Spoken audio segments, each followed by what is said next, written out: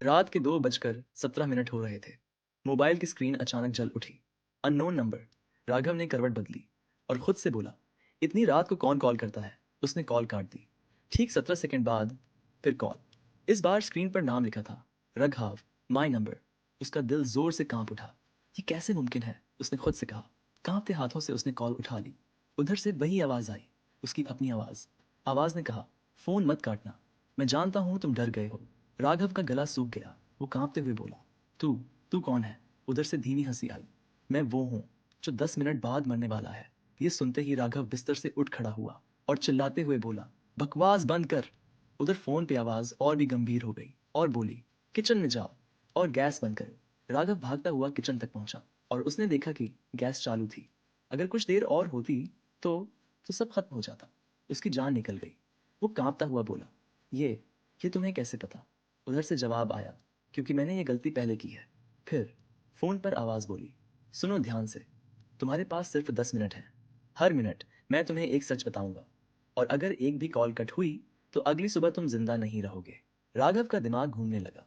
आवाज ने कहा, तुम्हें नेहा याद है? नाम सुनते ही राघव सन्न रह गया। नेहा, उसकी गर्लफ्रेंड, जो 5 साल पहले रहस्यमयी तरीके से गायब हो गई थी। राघव बोला, उसका इससे क्या लेना देना? फोन वाली आवाज बोली, क्योंकि आखिरी कॉल उसे भी तुमने ही किया था। तभी फोन पर एक ऑडियो चलने लगा और वो आवाज नेहा की आवाज थी। राघव, मैं डर गई हूँ, कोई मेरा पीछा कर रहा है। फिर एक चीख और ऑडियो बंद। राघव जमीन पर बैठ गया और बोला, मैं मदद नहीं कर पाया। उधर से आवाज आई, नहीं, तुमने जानबूझकर फोन काटा था। घड़ी में टाइमर चलने लगा। 5 मिनट बचे हैं। आवाज बोली, अब बताओ, तुम्हें सच चाहिए या जिंदा रहना है? राघव गुस्से में चीखा और बोला, तू चाहता क्या है? फोन पर आवाज धीमी हो गई और बोली, सिर्फ सच कबूल करो। खुद से दीवार के सामने लगा शीशा अचानक जैसे धुंधला हो गया।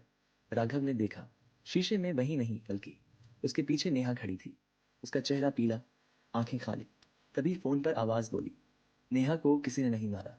उस रात वो तुमसे मिलने आई थी। तुम नशे में थे, कार तुम चला रहे थे।